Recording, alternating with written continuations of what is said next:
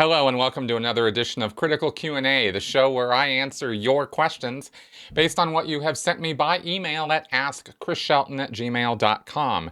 And please do send in your questions, or even if you have requests for or ideas about shows I should be doing or people I should be interviewing or anything like that. I definitely am interested in your feedback and what you guys think about what I'm doing with my channel and what you'd like to see on it. So again, the email is askChrisShelton@gmail.com. Had a pretty rough week this last week. Had two podcasts go great guns, wonderful interviews, very happy with them, but technical issues that made it impossible for me to be able to get them edited and released to you. That is very upsetting to me. I really, really like getting content to you guys. So between that and some other nonsense, it was a pretty rough week. And, things just feel kind of bleh. So let's see if we can kind of rise above that somehow. And anyway, and just have a good time here answering some of your questions. I put out a podcast last week, and it was about the RPF, the Rehabilitation Project Force. And it was a real, this is the boom. Here it is. You want to know about the RPF? I'm going to tell you about the RPF. I hope you guys will check that out. I was actually a little surprised it didn't get more coverage or more views or whatever, because it's something I've been asked about many, many times. And in fact, from that podcast and other questions we'll address here about the RPF, things that were not taken up in that podcast, because it wasn't a complete A to Z. There were a few things left out. But I tried to give an overall, here's how it works, here's how the auditing works, here's what the program's about. And it was, as far as I know, it was that podcast is the single most extensive one-stop shop for finding out what the RPF, the Rehabilitation Project Force, is. So anyway, I hope you guys will check that out. And let's see, anything else I need to mention? I think we should just get right to your questions now. Let's do it. Sherry Sporn. I really enjoyed the thorough podcast you did on the RPF, but I have a question that you didn't cover. You said that many people didn't make it through and leave the Sea Org instead. How does that work? Is it like routing out or something else? Can they still be in Scientology? Great question, Sherry. Thank you for asking me this. And in fact, yes, they absolutely. Well, okay. Here's it depends as to whether they can, how they route out, and whether they can still stay in Scientology. Most can, but here's how it works. When you're on the RPF and you're already at the bottom rung of the ladder of Scientology, Sea Org. You are scumbag, you got all this work to do, you got to get through this full program. And then you give up. You just go, no, I'm done. I'm out of here. I don't want to do this anymore, and I really want to leave. And you can do that. But there's a process you're going to have to follow, and it is called routing out. There's a route, a series of steps you have to do, and routing out means you're following the route out of the organization. And yes, there is such a thing as routing in. Like when you start the RPF, you route into it. This is Scientology's. So, and there are routing forms with pieces of paper that lay out step by step what the path or route or steps you have to take in order to get something done. Okay, so routing out of the RPF basically means that you go to what is called the RPF's RPF. And I didn't talk about this really at all. There is a whole issue on it. The RPF's RPF is when you're in treason to the RPF, right? You can be in a worse condition than being in the RPF, and that is being in the RPF's RPF. And basically, the RPF's RPF, or RZAR, as it has been even shortened down even more, the RZAR, that's what we called it, the RZAR. And I was on the RZAR for a week because I had a twin. I was working with somebody who originated wanting to leave the Sea Org. He was done. We had spent a year. When I did my podcast last week, I didn't really talk about my RPF a lot. I talked about certain anecdotes, but it wasn't a breakdown of my program. It was a breakdown of the overall program.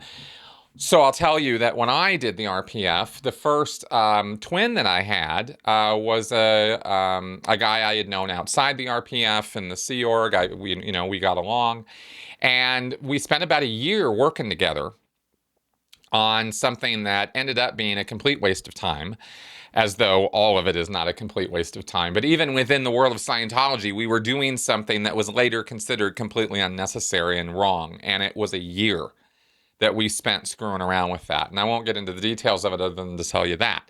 So he ended up like, okay, I just want to get out of here now. I'm done with this, and this isn't going anywhere. And I wasn't feeling so great either, but I still wanted to get through the program. So when one of the twin ship wants to leave, both twins are going to go to the RZAR. And the person who wants to leave is going to have to get a little handling, maybe a little sec check for leaving, where sort of, major questions are asked. Are you leaving the Sea Org over and overt? Are you leaving the Sea Org with an undisclosed, withhold? Is there something you've done, in the Sea Org that that you're getting away with, or that someone nearly found out? They ask these kind of broad questions as sec check questions. And if you want a real thorough breakdown of sec checking and what that's all about, that's also in that RPF podcast. Okay, so you're going to be asked sharp and pointed questions, but the idea is to kind of get you out of there. Like, they don't want people languishing on the RZAR for, too long. But at the same time, it depends on the situation and context and time, because I did see people languishing on the RZAR for a very long time in a couple cases. Just, nope, not interested, don't really want to move forward, not really interested in doing anything. And remember, if you watch that podcast, I mentioned how some people who are at the state of OT need to wait for an OT twin to show up and can't really do much with the program. Well, there was one guy who ended up on the RZAR who was an OT, who didn't really want to do the program, but they really wouldn't let him leave. He was just kind of sitting on the fence, and they never really would let him go over the edge. They kind of held on to him, and he never really got enough gumption up to say, "Okay, I'm done. Get me out of here." His wife was on the RPF. She was encouraging him to stay and get through it, even though there was nobody for him to work with for a very long time. So he was sitting languishing around on the RZAR. But generally speaking, that's the path out of the RPF. Now, if you, and it's a usual sort of route. So like I said, you get a sec check, you get a little cleanup, and then they send you on your way. And they want to make sure that you're not going to go out there and badmouth the Sea Org or badmouth Scientology. And they don't particularly expect to see you for a while. But they, in fact, they probably won't want to even see you for a while. But they will let you go. Now, if you are one of those people who ended up on the RPF because it was either you're going to get declared a suppressive if you don't do this RPF program that we're ordering you to do, or you can leave so you can leave the Sea Org and get declared, or you do the RPF, right? Not much of a choice when it comes to, being in the Scientology mindset and getting declared, losing all your friends, potentially your family, etc. So in those cases, if the guy gets on the RPF and then says, okay, I'm really sick of this, I want to leave, and he ends up on the RZAR and wants to leave, he'll get declared. That still is going to happen to that person. And I saw instances of that. In fact, right when I arrived on the RPF, there were a couple people who were on their way out and had been, were getting declared. So, so that would happen. But otherwise, if you're not one of those people, nobody's going to really think twice about missing you or thinking about you or anything like that, because you're on the RPF. The Sea Org is pretty much almost given up on you. And they're not waiting with bated breath for you to get through the RPF. You're over there just, doing your program, and nobody's really thinking or seeing you or thinking about you too much. So if you leave from that, it's not particularly some big, huge surprise to them, because a lot of people leave the RPF through the RPF. So anyway, that's kind of how that goes. If you end up wanting to stay, or if you go to the RZAR and then you want to get back, like I did, okay, so I go to the RZAR, My twin's going to leave. He gets his thing and off he goes. I have to do lower conditions, the liability formula, the make up the damage and atone to the group in some fashion, prove that you're worthy to be back in the group. That's what the liability thing is. So I had to do those condition formulas. I had to write them up. That's why I make this little hand motion. And I did treason, enemy, doubt, and liability, which are these Scientology lower condition steps. They're steps that you take in order to prove that you're a loyal group member. And I think I made something in the mill for the RPF itself. There's a library room in the RPF where they have all the Hubbard's references and books and stuff like that.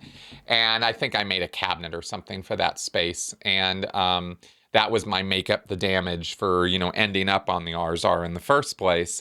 And then I had to take that around and get the signature of all the people who are on the RPF and get them to approve me being back on the program. And everybody was okay, cool. He's one of the good guys. He's here to get through the program, So I did that. And then I spent another 2 years with another twin getting through the program. So, so that was my experience with that. And there you go. TJ Feeney. I've seen interviews where Mike Rinder referred to the RPF as a wonderful program of something for people who are stressed at their job. Would he have known the full horrors of the RPF at that time and was just forced to toe the party line? And what is the general awareness of RPF conditions within the Scientology public? Okay, so yes, Mike definitely would have been aware of what the RPF was. And the thing about the Scientology mindset and about extreme mindsets in general, and I'm going to just keep preaching this because I think it's a very, very important thing to understand about all of this, is that a person who is in an extremist mindset about a particular subject or topic or area or person is completely unable to think critically about that topic or subject. It's an inverse proportion. It's a spectrum. It's not a black and white thing. It's not like the light switch just is suddenly turned off.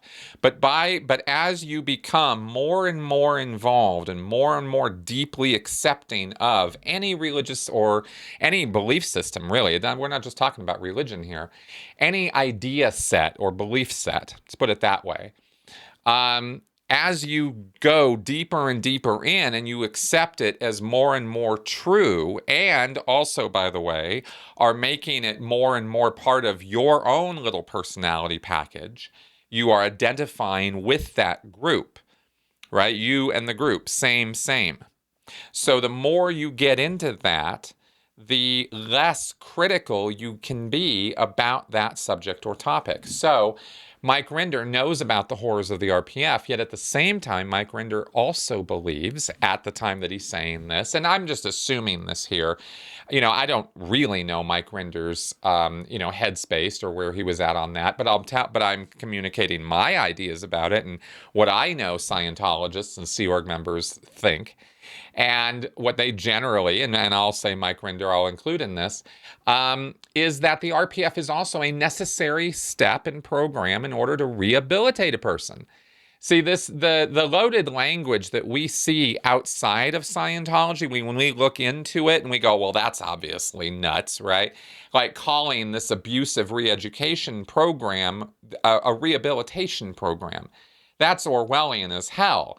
But when you're in the Scientology mindset, those words mean exactly what they say. Like, you believe it's rehabilitation. I mean, that's what I thought the program was about. I knew it was punishment. I knew that as a Sea Org member, and I'm pretty sure Mike did too, that, going to the RPF is a bad thing. It's not something you want to do. And yet, at the same time, when I landed on the RPF in charge, the Sea Org member who runs the RPF and actually makes sure that everybody's moving through their program and is getting their steps done, that guy, who you could sort of think of as like a drill sergeant type personality. That is literally the description that Hubbard gives, is preferably you want somebody with military experience to be the RPF IC.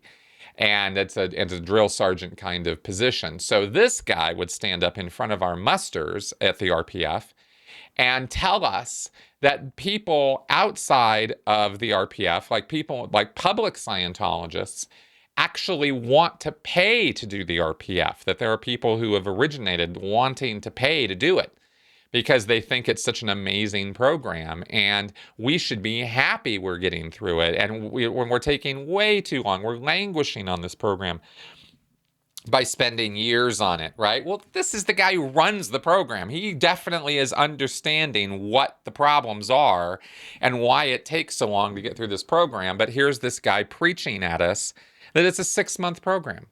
And he knows damn well that it's not a 6-month program. He's literally in charge of it. He knows all the steps. And he knows there's no way anybody could possibly get through it in 6 months. Yet he kept repeating that to us, in the same way that Mike Rinder would repeat to the public and the press that the RPF is this wonderful re-education step, a time for people to chill, relax, calm down. And, at one point in time, back in the early 1970s, when this thing first started in 1974, that is kind of what the RPF was, back when it was first on the boats, on the ships. And people did get a chance to kind of chill and decompress and do some work around the boat and kind of work with one another. And it really was a weeks-long or a couple months program, and you get back to work. And I'm not saying that's, a wonderful thing, but I'm saying it's a very different thing from the RPF I did and the RPF that the flag orders describe now. So, which I went over in the podcast. So you get this sort of like contrary. You have the thing that's so amazing about the human mind is we are able to hold two completely contradictory pieces of information in our head at the same time and think of ways that both of them can be true at the same time. And even though they directly contradict one another. Right? And I'm not just talking about one thing is true under certain contexts and another thing is true under other contexts, because that could be a case where two seemingly contradictory pieces of information can be resolved. I'm not talking about that, because that's actually logical. I'm talking about the illogic of being able to make, black is white and white is black actually makes sense, that both of those things can be true at the same time. And that's the amazing thing and the curse of having a human mind. So this is how Mike Rinder could tell the press or public, RPF, it's all a good thing, and still actually know that it's not. And yet believe both things to be true at the same time. I know it's wild, but that's how it is. And as far as the general awareness in the Scientology public, they're aware that it exists. If they are around a Sea Org base is generally how that knowledge comes about. If you're in a lower org, a city level church, you might hear about it, but of course you're never going to see or experience anything like the RPF at the local Denver org here. They don't have, they have a couple Sea Org members maybe, but they're not doing an RPF here.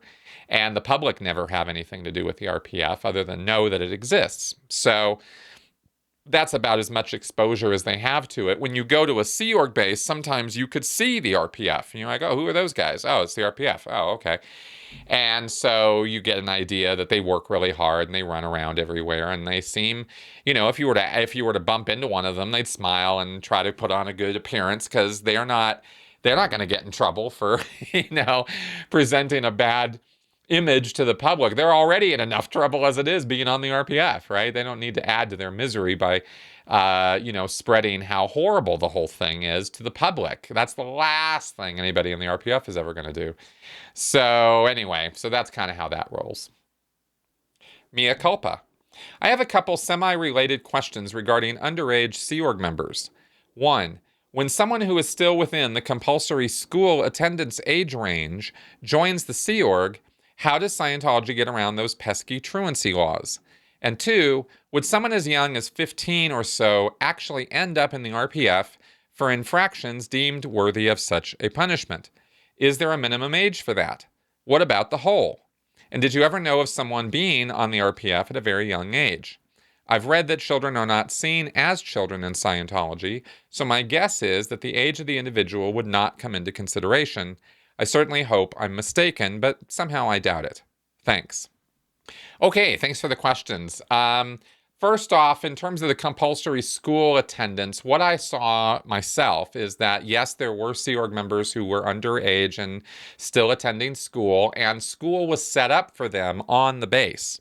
Now, this is, in the 2000s now. We're not talking about the crap that went on in the 70s, 80s, and 90s where these kids were given substandard schooling, no schooling at all. The nursery was a cockroach-filled disaster zone.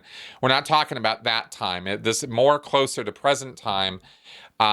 There was somebody assigned who got accredited as a teacher, got some kind of credentials, and was able to run an actual school setup on the Sea Org base and deal with and educate the kids. And he set up little check sheets and a little grade system, and they got textbooks, and they were doing the whole number. And it wasn't great because they were studying in a Scientology classroom with all the other people doing other Scientology classes, and they were kids, and there's a lot more to learning than just sitting reading books or watching videos, and that's basically what they were doing.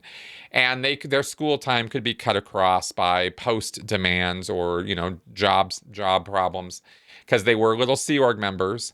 But the Office of Special Affairs had set up that they were supposed to be on a certain number of hours, and they were supposed to secure at a certain time, because they were only supposed to have 8 working hours, I think, a day, and then their study time, their school time, which was, I believe for them, it was 5 hours a day. So they were doing like their study, and then I think they were doing their work time. And I think by like 9:30 or 10 o'clock or something, they were supposed to be secured. And you'd see them running around at 11 o'clock at night after you get off post, or 11:30. And there they are sitting around in the stairwell talking. And you're like, yeah, school, right? Whatever. Bunch of slackers, right? And we're talking about minors. I mean, it was just, our whole attitude just really sucked about kids. It really, really did. Anyway, so that was kind of how they get around those pesky truancy laws. Now, as far as the RPF for minors go, yes, RPF definitely has had minors on it. People have been assigned for cause of credit card, fraud, or 2D stuff, sex stuff, etc. I've seen a couple cases, not lots and lots of them. I think there was a 15-year-old. I think the youngest I ever heard about somebody on the RPF, like ever, was a kid back on the ships back in the day. There was a woman who was still a Sea Org member who told me she was on the RPF as a kid on the ship.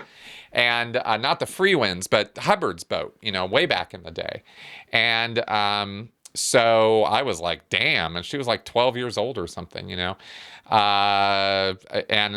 again, the RPF was a little bit of a different program then than it became later. So grueling, hard work, absolutely not an excuse. It was definitely child abuse, but the abuse that comes with the program later in time was even worse, and there were kids doing that program too. I don't know if any minors ended up in the hole. I have no idea. I don't know what the census was there. I know that there were young people at the INT base and at CMO, so it's entirely possible that the high-level management organizations that Miscavige is running directly up there, or used to run directly, have kids. There are young people up there. So whether any one of them ended up in the hole or not, I couldn't say. And children are definitely considered adults in little bodies. That is how Scientologists think of kids, because that's how they're told to think about them.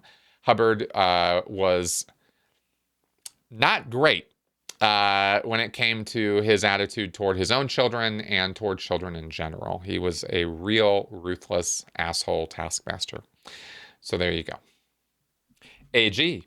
As someone who deals with all manner of toxic commentary, varying attitudes, and just generally awful people, how do you let some steam off the valve? Or better yet, what is your recommendation for how to deal with the smoldering contempt and anger that builds below the skin from dealing with this kind of thing?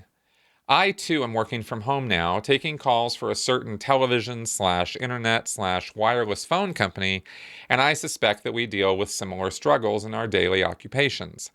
Tech support these days ought to be considered a high-risk occupation for stress-related health problems. Hey, AG, thanks for this question. And Ben, I really get, actually, I don't know your gender, but I really get your question because my wife worked tech support for Comcast for a long time, and it was brutal to her. She works from home now. She works for a health insurance company now. Way stress levels way lower, not having to deal with really entitled people calling in, demanding at the top of their lungs, screaming curse words at her for no good reason. There's nothing that Melissa did to cause the situation that they're having. But they feel, mostly Americans, feel, well, actually all Americans. Yeah, she's working for Comcast. So, this was the kind of, the people who were calling in were giving her all kinds of trouble. And you guys know what I'm talking about. And yet at the same time, some of us still are kind of abusive towards customer service reps and give them very short shrift. No tolerance for their mistakes, no tolerance for their attitudes, no tolerance for even the slightest little comma being out of place when they're talking to us. I'm paying for this. You owe me. This is what I'm talking about with this entitled thing is, yeah, we are paying for a service and we do deserve good service, but contacting a customer service person and chewing them out over it, it's just a wrong target 100% of the time. That person is not the cause of your problems. Anyway, I know you guys know what I'm talking about. So how do I deal with this stuff? We used to Melissa would come home and it was just chill central. And sometimes I'd even be talking to her during the day, texting and stuff. It was not good. I myself have had my ups and downs, as you guys know. I share this with you, in reading negative comments and negative feedback on my work. And, when you put as much, of yourself into your work as I do, it does become personal, and it's hard for it not to be. So, and I think that's true across the boards for a lot of people at their jobs, because they're not just drones, and we want things to be good for others. We want to feel like we're making a difference. We want to feel like we're a positive contribution to the world. I don't know anybody who doesn't want those things. And it's hard, when you get it thrown back in your face, told how wrong you are, told how horrible things are. And of course, the stresses of the current environment and our current situations are not helping this at all. So what do we do? Well, okay. The self-care is the most important care. And it is vital that we have chill time every single day. I have grown to learn about this over the years. I didn't used to give myself or afford myself time off or chill time. Now it is absolutely a necessity in my life, and I can see why.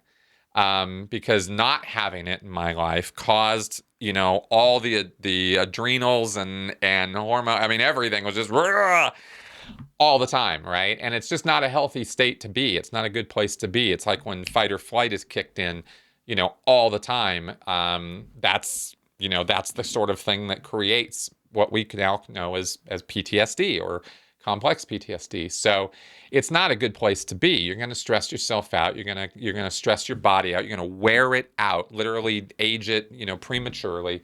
And that's not good. So before counseling, before anything else, it is the basics. It is diet, it is sleep, it is chill time. Those three things are absolutely vital on a daily basis. You must get enough sleep. If you want to create a psychotic person, deny them sleep. Anyone. I don't care who we're talking about. I can break anybody down in a few days. Anybody could, by denying them sleep, right? That will make you crazier than anything. So conversely, if you want to be in a good, healthy mental state, in a place where you can deal with the problems of your life and the problems of the environment, you must be rested. And then, of course, the second thing is food. This has to do with energy levels And it has to do with, your body running right. And when your body doesn't have the energy that it needs, and the brain, by the way, is taking up 30% of your body budget. So it's also the first thing to kind of start getting shut down a bit, or doesn't get the full brunt of what it, when your body doesn't have enough energy because it's not fed and rested, then your brain is one of the first places that starts feeling that. By one, you feel hungry and tired, but also your ability to use your frontal lobes here for rational thinking is reduced just biologically. It has nothing to do with how good or bad of a person you are. It's just a biological process. So if you want to be thinking as clearly as you can and as calmly as you can and as chill as you can and be able to actually deal with the problems of life, then it cannot be stressed enough that you rest and you eat, okay? And then there's chill time. And what I mean by that is not necessarily just, vegetating on the couch, although that certainly is some chill time. Also taking walks or getting some exercise. You don't have to be a fitness guru. You don't have to be on the Beverly Hills diet. You don't have to be doing anything special to do chill time, where you just go take a walk, or you take a little jog, or you get out and get some space. Standing on your porch for a few minutes and just looking out at the sky and admiring the day can do wonders for you in terms of sort of recataloging and refiguring and recalibrating everything, and especially when you come off of work or come off of an intense project of some kind. Generally, I don't think it's a good idea to just plop in front of the TV right away. I think getting your body and moving it around a little bit, nothing stressful, nothing nothing to freak out about, just calm time, chill time, but letting your body move around, especially if you've been sitting all day or sitting for a majority of your time, getting the blood going, all that kind of stuff. Okay, so all of this is pretty common sense, simple stuff. I'm not saying anything crazy or unusual or weird or particularly even surprising, but I hope by stressing these things that I am kind of pumping up the utility of it, because I forget this stuff all the time, and then I remind myself after I've had a rough day, and I haven't eaten anything, and it's 3:30 in the afternoon, and I'm about ready to, so it's not like I'm, the best example for all of this stuff, but more often than not, I do practice what I preach. We can get into talking about, the specifics of your diet and stuff, but I'm not going to go there. I just think that the mental breaks that we give ourselves are the most important breaks we can give ourselves. And there is never an inappropriate time to make time for that, right? Obviously in the middle of a crisis or emergency, you got to deal with the crisis or emergency, but I'm talking about an ongoing daily routine. It's more important than you realize to give yourself that time, no matter how much you think you don't have it or don't deserve it or can't afford to take it or whatever. Okay, it really, really is. You will find that if you do that and you can face the day with a calmer, sort of thing, then social media won't be so disastrous, won't be so triggering. And if you feel yourself being triggered by social media, by the news, by what's going on, by people around you, again, this is where taking a break, giving yourself some chill time is the single best thing you can do for yourself in that moment. It might not feel like it. It feels like bopping this guy in the nose or, letting them have it with some ripper or one-liner or insult on social media or, someone's wrong on the internet, and it seems in the moment that that's the right thing to do. But you know what? It never is. It never is. I have had so many regrets about, just harshly somebody with a zinger or something, So as far as, as far as the contempt and the anger that builds up, I get it.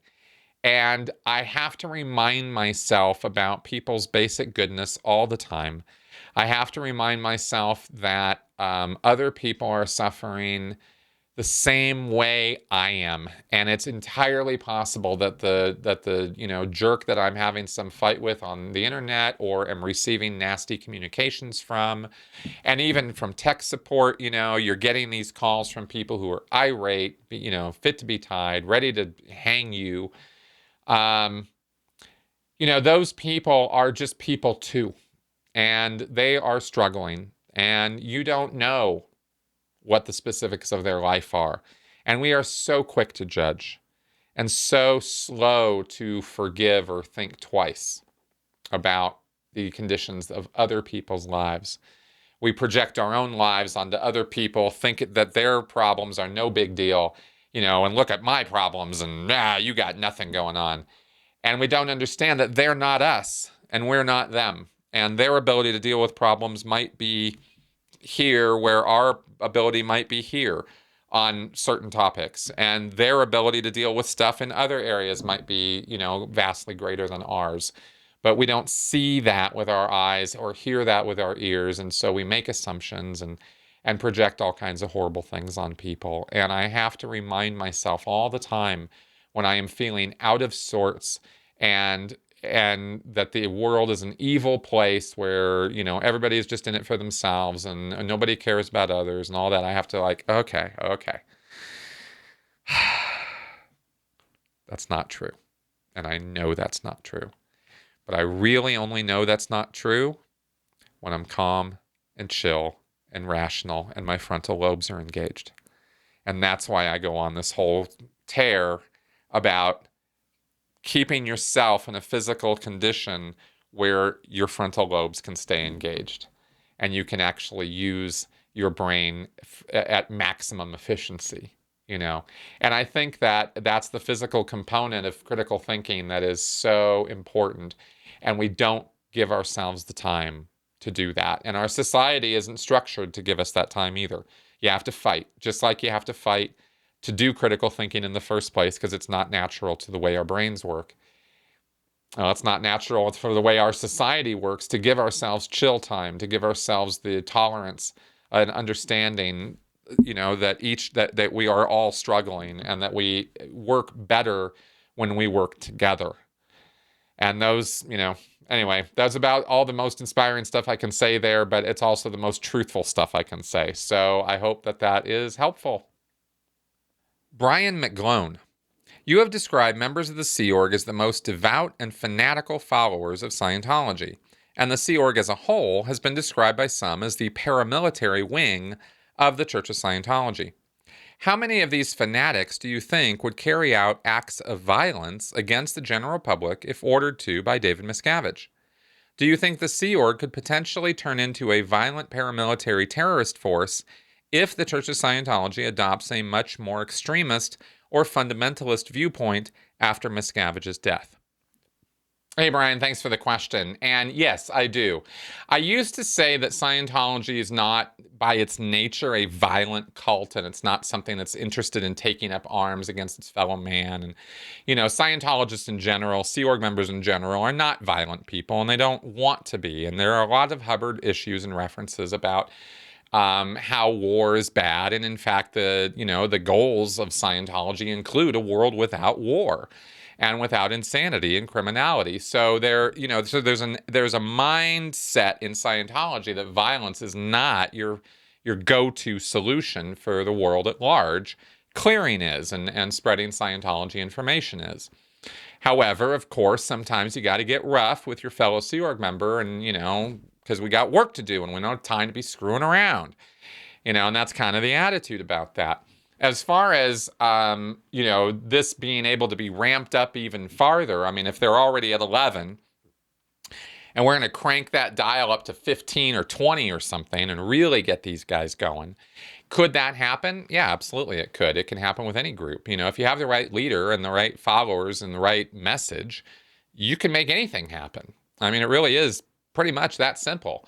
People are pretty push button about things, and you can get them into an extremist mindset where you are, getting them to to a state of mind where you tell them to shoot person A and they'll do it.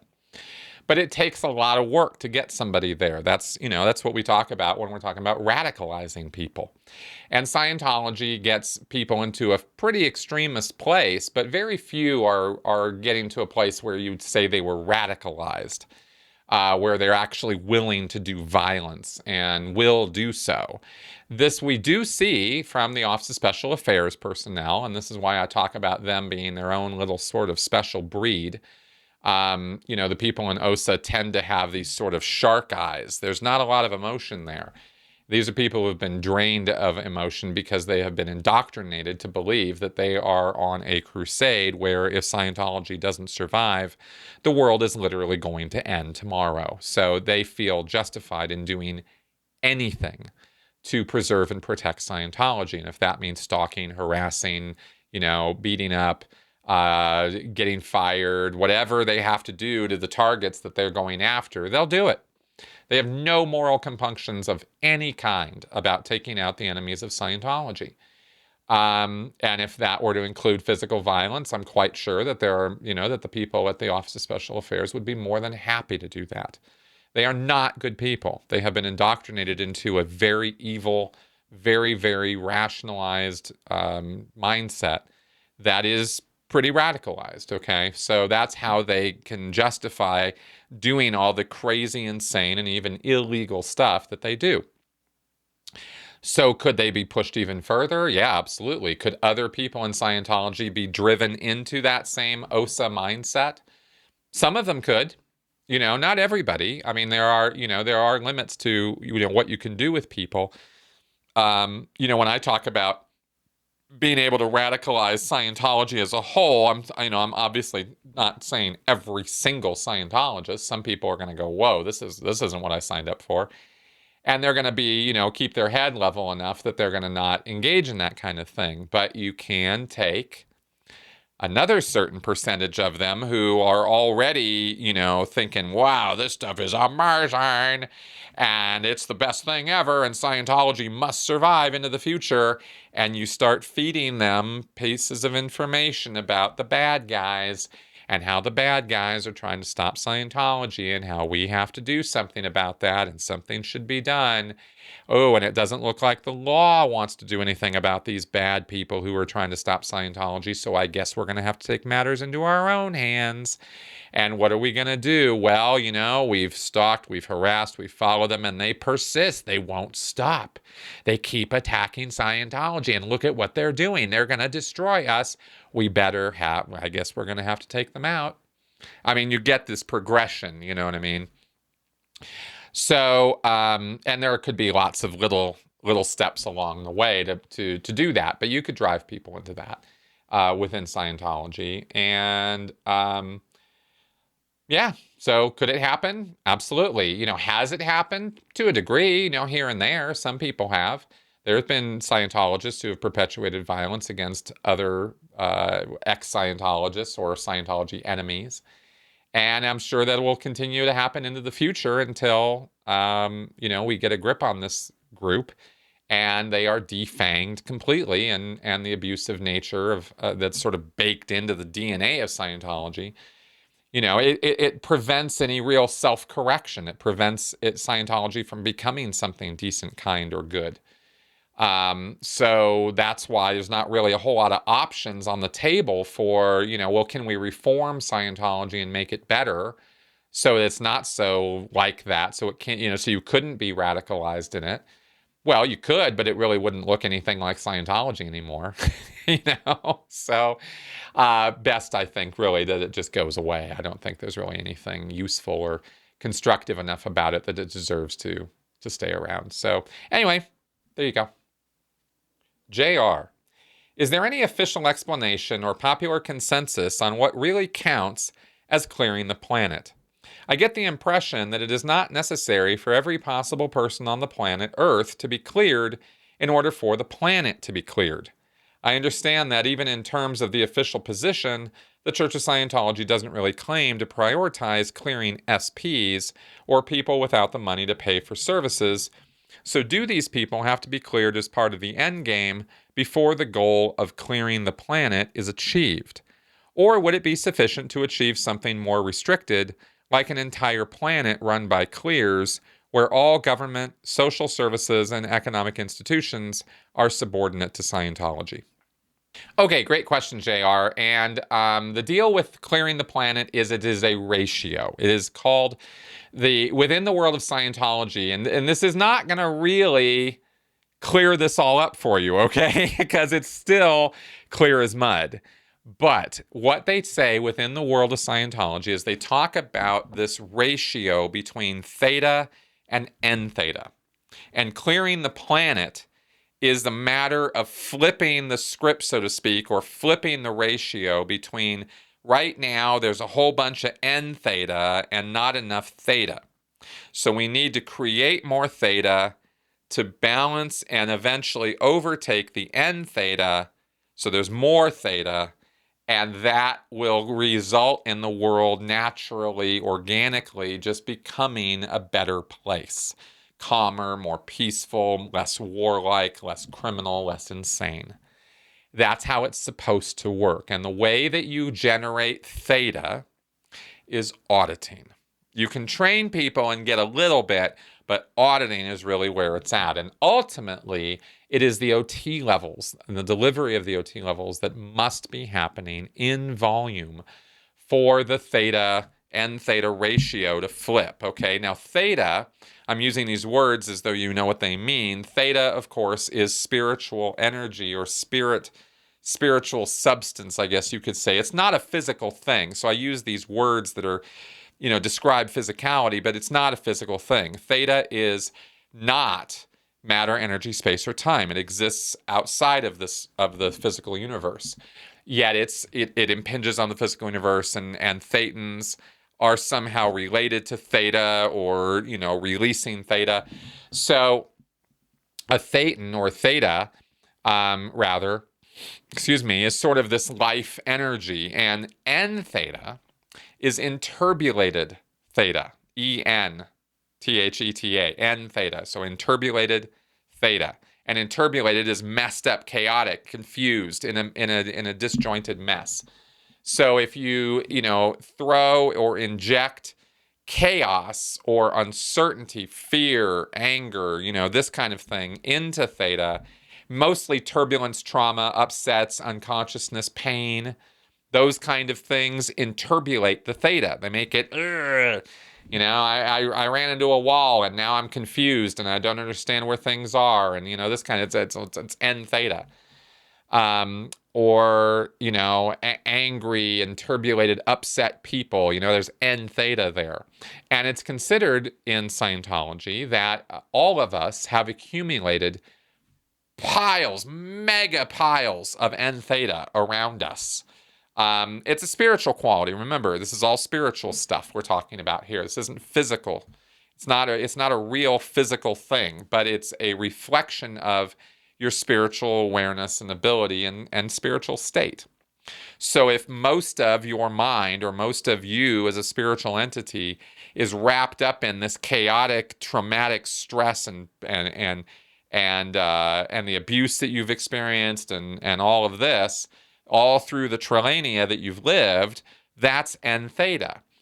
Plus, with the OT levels, you have the body thetans. And the body thetans are little thetans themselves, but they are totally interbulated to the point that they are practically unconscious and they're just stuck to you. And they are themselves little individual life units, just like you are, but they're stuck to you. And they're in this really horrible, awful state. So the idea is, through Scientology auditing, you will first untangle and sort out your own N theta of, the engrams you've accumulated and the stress and the trauma and all that. And that is called getting to the state of clear. So you get to the state of clear in Scientology and you kind of basically have sorted out your own shit.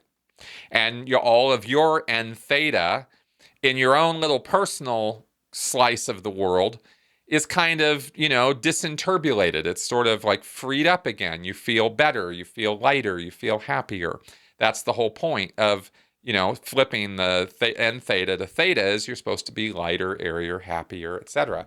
More frontal lobe activity, right? So, okay, so then you get to the OT levels, and this is where you really start dealing with the N theta with a bulldozer. Like the analogy, and this is all how it's talked about within the world of Scientology, is that at the lower levels, before getting on up to the state of clear, they give you, like, if you imagine, okay, here's the exact analogy that was given to me and others in Scientology. Not by L. Ron Hubbard, but by other OTs who would come around and do lectures and talks about this stuff. And the analogy is that imagine that all the accumulated N theta that you personally are going to have to deal with in order to go free and achieve spiritual freedom and immortality. Let's imagine that it's a beach, like it's like a few miles across, and it's this big, section of beach, and you have to empty it of sand. You gotta get in there, and you gotta just get all that sand moved out. You gotta move it over there, let's say, and that process of taking all that sand and moving it over there is the process of disinterbulating the theta. Okay, that's the analogy. Is here's all your N theta that you have to deal with. And you're going to go into Scientology and you're going to get auditing, and gradually, step by step, you're going to deal with this. At the lower levels, they give you a spoon. Here you go. And you start shoveling that dirt. And you think, this isn't hard. I can do this. And you're not even aware at that lower level of how much beach there is. You walled off a lot of that stuff a long time ago. You can't even see it right now. So you're kind of got the little blinders on, you got a little hat on, and you're sitting there in your little slice of the beach, and you got your little, your little spoon, and you're just having a great time just spooning it out, and it's like, wow, look at all this work I'm doing. This is so amazing. And then you start becoming more aware as you move up the levels of Scientology. You're not clear yet. You just start moving. And you go, wow, I'm feeling a lot better. I feel clearer. I feel like I can see things better. And you start seeing, oh, wait a minute. I don't have just this little towel worth of sand to deal with. I've got like, a car length worth of stuff to deal with. Look at all this sand. Where did all this stuff come from? Because at the lower levels, you couldn't even see how bad off you were, right? So as you get more auditing, you start becoming more aware of how much N theta there is around you that you now have to deal with, that you've been carrying around this whole time. Another way of looking at it might be Jacob Marley's chains, right? And from the Christmas Carol, how he built all of these chains, and he had to carry them around with him in his afterlife, because during his life he had been sinning and doing all these bad things, and he accumulated all this stuff, and he had to carry it around with him. That was his punishment. Well, in Scientology, it's just kind of considered the way it is. You've been doing all this crap for all these millennia, and here's now what you have to deal with. And as you get more auditing, the analogy that's given is they give you a bigger spoon. You get a beach shovel, and then you get a shovel. And then you start becoming even more aware of how much sand there is around you, because suddenly when you get on the OT levels, the full length and breadth and width of this beach becomes clear to you, and you're like, oh my God, I really got a lot of stuff to deal with here. And by that point, you are using a bulldozer. And when you go in session on a daily basis on the OT levels to deal with the Theta N Theta, and you're converting the N Theta to Theta, you're moving that beach sand with a bulldozer, it's still going to take you years to move all that sand. Convert, in other words, all of that N Theta to Theta, okay? I know I'm beating these analogies to death. I'm sure you guys got it. But I really wanted to make it super, super simple and clear, because this is what Scientologists think is the task before them. Each of them individually as a person, this is what they think they're doing when they're going up the bridge and getting all that auditing. And they truly believe that when they have this beach cleared off, that they will be personally free and they will have contributed to, I guess you could say, cleaning the whole beach for the whole state, right? And all the Scientologists need to get up to the OT levels and clean their beach, so to speak, clear all this N Theta, convert it to Theta. And the magic number that Scientologists are told is that if 10,000 people get onto and complete OT level 7, the Theta and Theta ratio will flip. That's what's communicated to Scientologists. How did they figure this out? Who knows? Who cares? They just pulled the number out of their ass. But it's the number that is communicated to people. And that's the general idea that Scientologists have about how to clear the planet. So I hope that might be a lot more than you expected to get, but that's the full and complete answer. There you go. Okay, everybody, that is our show for this week. Thank you very much for coming around and listening to me blabber on here about all this. Really appreciate your viewership and your support, and I hope that if you are enjoying my channel and you're finding this content entertaining, informative, and educational, then you will please consider joining me on Patreon. Or if you don't want to join me on Patreon, then of course you can always use PayPal to send me a one-off support, and that would be awesome too, because I very much could use that. All right, guys, I will see you next week. Bye-bye.